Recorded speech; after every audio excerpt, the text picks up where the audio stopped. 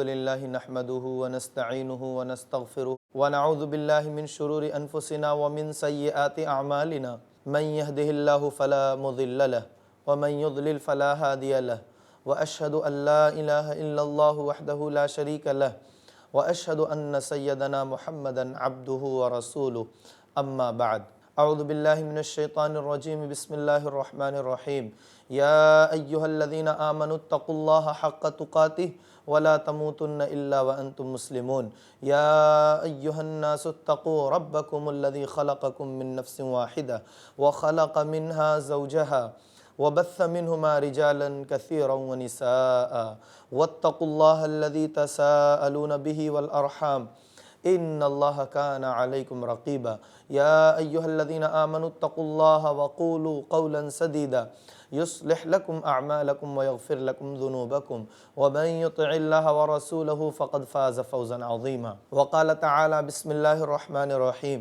وقضى ربك ألا تعبدوا إلا إياه وبالوالدين إحسانا إما يبلغن عندك الكبر أحدهما أو كلاهما فلا تقل لهما أف ولا تنهرهما وقل لهما قولا كريما واخفض لهما جناح الذل من الرحمة وقل رب ارحمهما كما ربياني صغيرا۔ ہر قسم کی تعریف و توصیف، حمد و ثنا اور بڑائی کبریائی خالص اللہ وحدہ لا شریک کے لیے ہے، جو یک و تنہا اس پوری کائنات کا خالق و مالک ہے۔ اور پھر بے شمار درود و سلام ہو ہم سب کے آخری نبی، شافع محشر، ساقی کوثر، محمد عربی صلی اللہ علیہ وآلہ وسلم پر۔ ناظرین کرام، آج کی اس نشست میں جس موضوع کے تحت آپ کے سامنے لب کشائی کرنے کا ارادہ رکھتا ہوں وہ ہے والدین کی اطاعت، والدین کے ساتھ حسن سلوک، اہمیت و فضیلت۔ کہ والدین کے ساتھ اطاعت و فرما برداری، ان کے ساتھ حسن سلوک، اس کی کیا اہمیت اور فضیلت ہے، کتاب و سنت کی روشنی میں کس اعتبار سے اس کو بیان کیا گیا ہے۔ اللہ سے دعا ہے الہ العالمین ہمیں حق اور سچ بات کہنے سننے اور اس پر عمل کے توفیق عطا فرمائے، آمین۔ جب ہم قرآن کریم کا مطالعہ کرتے ہیں، قرآن کریم کے تراجم اور اس کی تفاسیر پڑھتے ہیں، تو ہم نے یہ دیکھا ہوگا جہاں بھی اللہ رب العالمین نے والدین کا تذکرہ کیا ہے وہیں پر اس سے قبل توحید کا تذکرہ کیا ہے۔ گویا کہ توحید کا یا حقوق اللہ کا تذکرہ کرنے کے فوراً بعد اللہ رب العالمین نے والدین کے ساتھ حسن سلوک، اچھا برتاؤ، ان کی اطاعت و فرما برداری، ان کی شکر گزاری، اس سلسلے میں اللہ نے بیان فرمایا ہے۔ مختلف آیات ہیں، چند آیات آپ کے گوشے گزار کرتے ہیں۔ سورہ بقرہ آیت نمبر 83 نمبر کی آیت میں اللہ رب العالمین نے ارشاد فرمایا وَإِذْ أَخَذْنَا مِيثَاقَ بَنِي إِسْرَائِيلَ لَا تَعْبُدُونَ إِلَّا اللَّهَ وَبِالْوَالِدَيْنِ إِحْسَانًا۔ اللہ نے کیا فرمایا کہ ہم نے بنی اسرائیل سے یہ عہد کر لیا ہے، ہم نے بنی اسرائیل سے یہ عہد کیا تھا لا تعبدون الا اللہ، کہ تم اللہ کے علاوہ کسی اور کی عبادت نہ کرنا اور اپنے والدین کے ساتھ حسن سلوک کرنا۔ گویا کہ ایک طرف اللہ رب العالمین نے اپنی عبادت اور توحید کا تذکرہ کیا، تو اسی سے جڑا ہوا فوراً بعد حقوق العباد کے تذکرے میں سب سے پہلے والدین کے ساتھ حسن سلوک کا تذکرہ کیا۔ سورہ نساء آیت نمبر 36 میں اللہ رب العالمین نے ارشاد فرمایا، 36 آیت نمبر وَاعْبُدُوا اللَّهَ وَلَا تُشْرِكُوا بِهِ شَيْئًا وَبِالْوَالِدَيْنِ إِحْسَانًا، کہ لوگوں تم اللہ رب العالمین کی عبادت کرو اور اس کے ساتھ کسی کو شریک نہ کرو اور والدین کے ساتھ حسن سلوک کرو۔ اس آیت کریمہ میں بھی اللہ رب العالمین نے اپنی عبادت اور توحید کے ساتھ ساتھ والدین کے ساتھ حسن سلوک کا تذکرہ فرمایا ہے۔ سورہ انعام آیت نمبر 151 نمبر کی آیت میں ارشاد فرمایا قُلْ تَعَالَوْا أَتْلُ مَا حَرَّمَ رَبُّكُمْ عَلَيْكُمْ أَلَّا تُشْرِكُوا بِهِ شَيْئًا وَبِالْوَالِدَيْنِ إِحْسَانًا۔ اللہ نے فرمایا کہ اے نبی کریم صلی اللہ علیہ وسلم آپ کہہ دیجئے کہ آؤ میں تمہیں بتاؤں کیا چیزیں حرام ہیں۔ چنانچہ اللہ نے فرمایا تم اللہ کے ساتھ کسی کو شریک نہ کرو، عبادت صرف اسی ذات کی کرو، اور سنو اپنے والدین کے ساتھ حسن سلوک کرو۔ تو گویا یہاں پر بھی اللہ رب العالمین نے عبادت سے اور توحید کے تذکرے کے فوراً بعد تذکرہ کیا تو والدین کے ساتھ حسن سلوک کا تذکرہ کیا۔ سورہ لقمان آیت نمبر 14 میں اللہ رب العالمین نے ارشاد فرمایا وَوَصَّيْنَا الْإِنسَانَ بِوَالِدَيْهِ حَمَلَتْهُ أُمُّهُ وَهْنًا عَلَى وَهْنٍ وَفِصَالُهُ فِي عَامَيْنِ أَنِ اشْكُرْ لِي وَلِوَالِدَيْكَ إِلَيَّ الْمَصِيرُ۔ ہم نے انسان کو اس بات کی وصیت کی ہے، کس بات کی وصیت کی ہے؟ کہ اس کے والدین کہ وہ خدمات کو سمجھے، کہ جب اس کی والدہ نے اس کی ماں نے پریشانیوں پر پریشانیاں، مصیبتوں پر مصیبتیں جھیل کر کے ایام حمل، مدت حمل گزارا تھا، اور پھر 2 سال کی مدت جو اس نے دودھ پلائی تھی، ماؤں کا یہ تذکرہ انشاءاللہ آئندہ جو نشستیں ہوں گی ان میں سے آئے گا۔ عرض جو کرنا مقصود ہے وہ یہ کہ آگے اللہ نے فرمایا انشکر لی ولی والدیک، لوگوں میرا شکریہ ادا کرو، یعنی اللہ رب العالمین کا شکریہ ادا کرو، پھر اپنے والدین کا شکریہ ادا کرو۔ یہاں بھی آیت کریمہ میں جو بات بتانی مقصود ہے وہ یہ کہ اللہ رب العالمین نے اپنی شکر گزاری کے تذکرے کے فوراً بعد والدین کی شکر گزاری کا تذکرہ فرمایا ہے، انشکر لی ولی والدیک، اور پھر اللہ نے فرمایا الی المصیر، میرے ہی طرف تو لوٹ کر کے آنا ہے، ٹھکانہ ہمارے ہی پاس ہے۔ وَقَضَى رَبُّكَ أَلَّا تَعْبُدُوا إِلَّا إِيَّاهُ وَبِالْوَالِدَيْنِ إِحْسَانًا إِمَّا يَبْلُغَنَّ عِندَكَ الْكِبَرَ أَحَدُهُمَا أَوْ كِلَاهُمَا فَلَا تَقُل لَّهُمَا أُفٍّ وَلَا تَنْهَرْهُمَا وَقُل لَّهُمَا قَوْلًا کریما۔ اس پوری آیت کریمہ کے اندر اللہ رب العالمین نے یہی بیان فرمایا کہ تیرے رب کا یہ فیصلہ ہے کہ اللہ تعبدو الا ایا، عبادت صرف اللہ رب العالمین کی، اس کے علاوہ کسی اور کی نہیں۔ وَبِالْوَالِدَيْنِ احسانا، اور اپنے والدین کے ساتھ حسن سلوک، اچھا برتاؤ، ان کی اطاعت و فرما برداری۔ ان ساری آیات کریمہ کو آپ نے سماعت کیا۔ اب آپ اس بات کا اندازہ لگائیے کہ اللہ رب العالمین نے والدین کے مقام و مرتبے کو کتنا بلند فرمایا ہے، ان کے ساتھ حسن عمل، اچھا برتاؤ، ان کی اطاعت و فرما برداری کو کس قدر اہمیت کے ساتھ بتلایا کہ اپنی عبادت توحید کے تذکرے کے فوراً بعد اللہ رب العالمین نے ان کے ساتھ حسن سلوک بتایا، شرک کے بعد فوراً ان کے ساتھ نافرمانی کو بتایا، مذمت کی۔ اسی طریقے سے ایک روایت کے ذریعے سے بھی آپ اہمیت کا اندازہ لگائیے۔ عن عبداللہ ابن مسعود رضی اللہ تعالی عنہما قال سألت النبی صلی اللہ علیہ وسلم ای العمل احب الی اللہ قال الصلاة على وقتها قلت ثم أي قال بر الوالدين قلت ثم أي قال الجهاد في سبيل الله رواه البخاری ومسلم۔ متفق علیہ، بخاری مسلم کی یہ روایت ہے۔ راوی حدیث جیسا کہ آپ نے سنا حضرت عبداللہ ابن مسعود رضی اللہ تعالیٰ عنہ فرماتے ہیں کہ میں نے اللہ کے نبی صلی اللہ علیہ وآلہ وسلم سے یہ سوال کیا، اے اللہ کے نبی آپ ذرا فرمائیں ای العمل احب الی اللہ، آپ مجھے بتلائیے کہ وہ کون سا عمل ہے جو اللہ کے نزدیک سب سے زیادہ محبوب اور پسندیدہ عمل ہے، اے اللہ کے نبی کون سا ایسا عمل ہے آپ بتائیے۔ صحابہ ہمیشہ اس بات کی تلاش میں رہتے تھے سبحان اللہ کہ کوئی ایسا عمل جو اللہ کو سب سے زیادہ محبوب ہو، پسندیدہ ہو، پتہ چل جائے ہم کر لیں، ہماری آخرت سنور جائے، بروز قیامت ہم اللہ کے سامنے نام اعمال اپنے داہنے ہاتھ میں پائیں، ہمارے لیے یہ حکم ہو کہ جنت میں جاؤ۔ کاش ہمیں ایسے اعمال کا پتہ چل جائے۔ صحابہ اکرام ہمیشہ اللہ کے نبی صلی اللہ علیہ وسلم سے اس طرح کے سوالات کرتے رہتے تھے۔ حضرت عبداللہ ابن مسعود نے یہ پوچھا کہ اللہ کے نبی ای العمل احب الی اللہ، کون سا عمل اللہ کے نزدیک سب سے پسندیدہ اور محبوب ہے؟ آپ نے ارشاد فرمایا الصلاۃ علی وقتہا، نماز کو اس کے وقت پر ادا کرنا۔ احادیث مبارکہ میں نبی کی زبان مبارک سے نمازوں کے جو افضل اوقات ہیں، ان اوقات میں نماز کو ادا کرنا یہ اللہ کے نزدیک سب سے زیادہ محبوب اور پسندیدہ عمل ہے۔ آپ ذرا غور کیجئے کہ ہماری اور آپ کی اگر یہ طلب ہے، ہم یہ چاہتے ہیں کہ ہمارا عمل اللہ رب العالمین کو سب سے زیادہ جو عمل محبوب ہے وہ عمل انجام دے دیں، نماز کو اس کے افضل وقت میں ادا کیجئے، اللہ رب العالمین کے محبوب ترین بندے بن جائیے۔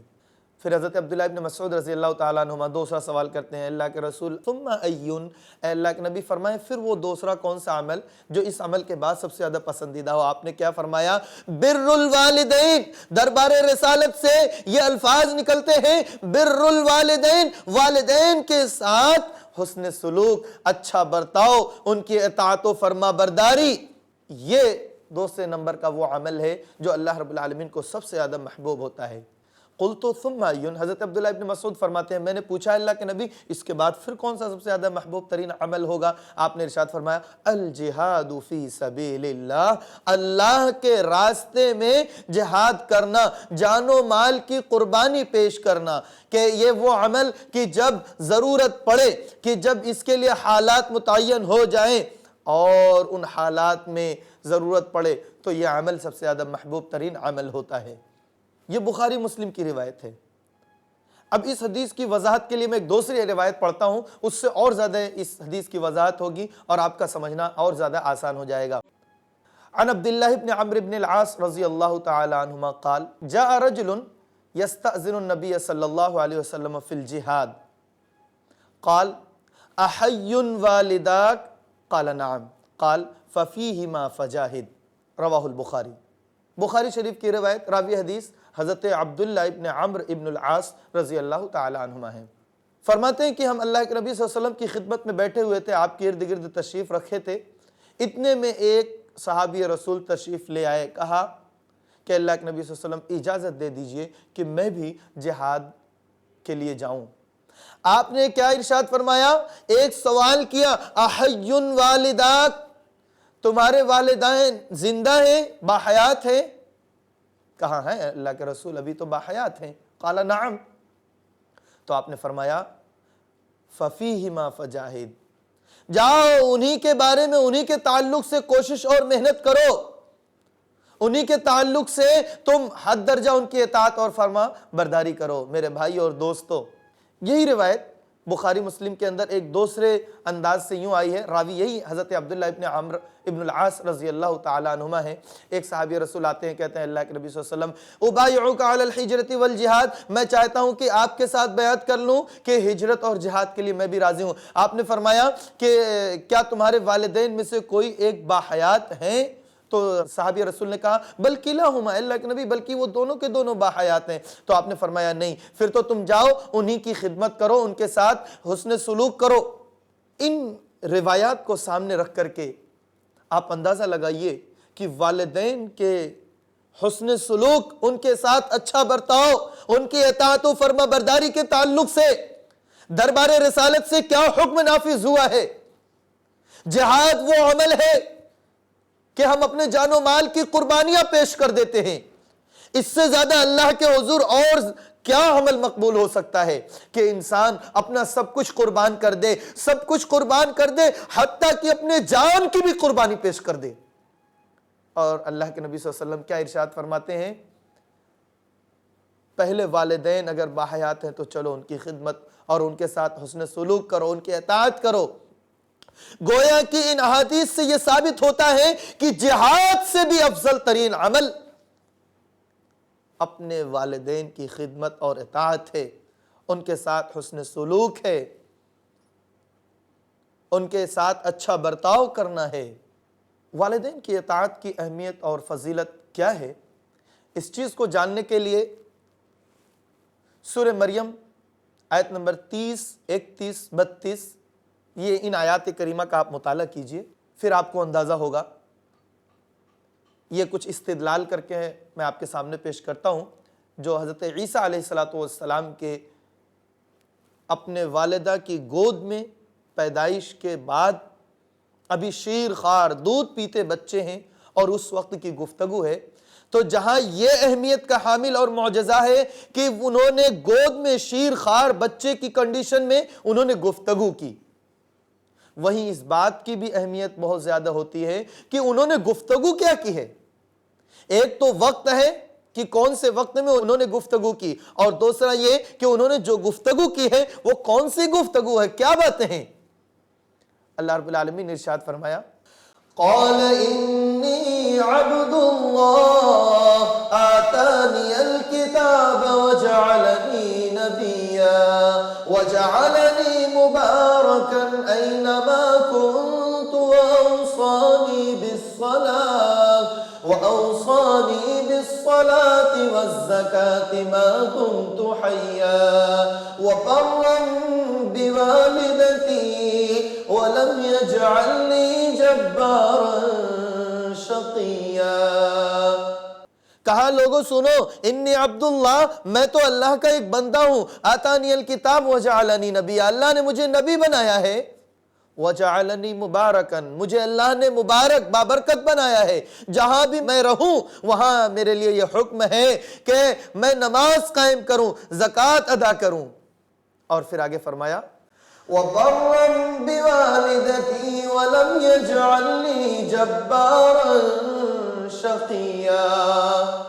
اللہ نے مجھے اس بات کا حکم دیا ہے کہ میں اپنی والدہ، اپنی اماں جان کے ساتھ حسن سلوک کروں، نیکی کروں، اور میں کچھ بھی بدبخت نہ بنوں، اور اللہ نے مجھے بدبخت نہیں بنایا۔ تو اس طریقے پر آپ حضرت عیسیٰ علیہ السلام کے اس گفتگو سے آپ والدین کی خدمت کا ذرا اندازہ لگائیے کہ یہ وہ وقت ہے کہ جب دودھ پیتے بچے تھے عیسیٰ علیہ السلام، تو اللہ رب العالمین نے ان کی زبان مبارک سے قیامت تک کے انسانوں کے لیے کچھ الفاظ نکالے، کچھ اہم فرائض ان کی زبان مبارک سے نکلوائے ہیں، اور ان میں سے ایک فریضہ یہ بھی ہے کہ والدین کے ساتھ حسن سلوک کروں، یہ حکم ملا ہے۔ والدین کی اطاعت کس قدر اہمیت کی حامل چیز ہے، کس قدر فضیلت والا یہ عمل ہے۔ آئیے اویس قرنی رحمہ اللہ کے تذکرے اور ان کے واقعے سے آپ کو بتاؤں۔ مسلم شریف کی روایت، یہ وہ تابعی ہیں، راوی حدیث حضرت عمر فاروق رضی اللہ تعالیٰ عنہ ہیں۔ ان خیر التابعین رجل یقال اویس، لوگوں سب سے بہتر تابعی وہ ہیں جن کا نام نامی اسم گرامی اویس ہے۔ اویس قرنی یہ کون ہیں؟ یمن کے رہنے والے۔ انہوں نے یمن سے ایک وفد جو اللہ کے نبی صلی اللہ علیہ وسلم کی خدمت میں جا رہا تھا، ان سے ایک سوال کہلوا بھیجا کہ ذرا اللہ کے نبی صلی اللہ علیہ وآلہ وسلم سے پوچھنا کہ میری ماں بزرگ ہیں، ان کی خدمت کے لیے میں ہی ہوں، تو کیا میں ان کو چھوڑ کر نبی کریم صلی اللہ علیہ وسلم سے ملاقات کے لیے آ سکتا ہوں کیا؟ آپ نے جواب میں ارشاد فرمایا کہ جاؤ کہو وہیں پہ رہیں، وہ اپنے والدہ کی خدمت کریں، وہ نہ آئیں۔ چنانچہ اویس قرنی رحمہ اللہ اپنی جگہ پر بحال برقرار اپنے والدہ کی خدمت میں مصروف رہے، اور پھر ان کو ان کی زندگی میں یہ موقع نہ مل سکا کہ وہ اللہ کے نبی صلی اللہ علیہ وآلہ وسلم سے ملاقات کر سکیں۔ حضرت عمر فاروق رضی اللہ تعالیٰ عنہ سے اللہ کے نبی صلی اللہ علیہ وآلہ وسلم نے ارشاد فرمایا، کہا عمر، یمن کے رہنے والے اویس جب بھی تمہارے پاس آئیں اور تمہیں اس بات کا موقع مل جائے تو تم ان سے اپنی گناہوں کی مغفرت کروا لینا، اپنے لیے دعائے مغفرت کروا لینا، اور پھر فرمایا کہ وہ شخصیت ہے لو اقسم علی اللہ لابرہ، اگر وہ اللہ کی قسم کھا لیتے ہیں تو اللہ ان کی قسم کو پوری کر دیتا ہے۔ سبحان اللہ۔ محترم ناظرین، ذرا غور طلب بات یہ ہے اس پورے واقعے سے جو آپ کو بتانا مقصود ہے وہ یہ کہ ایک شخص جس کو صحابیت کا شرف حاصل ہونا تھا، اللہ کے نبی صلی اللہ علیہ وسلم نے ان کو روک دیا۔ صحابیت وہ شرف اور وہ مقام و مرتبہ ہے کہ آپ کی زندگی کے بعد اب کسی کو نہیں مل سکتا۔